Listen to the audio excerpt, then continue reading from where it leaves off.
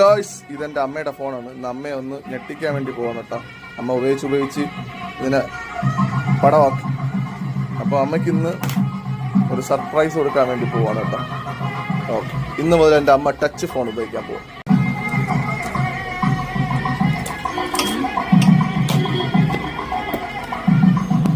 ഓ അടിപൊളി.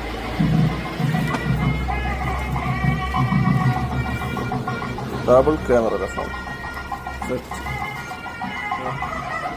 അമ്മ ഇനി മുതൽ ടച്ച് ഫോൺ.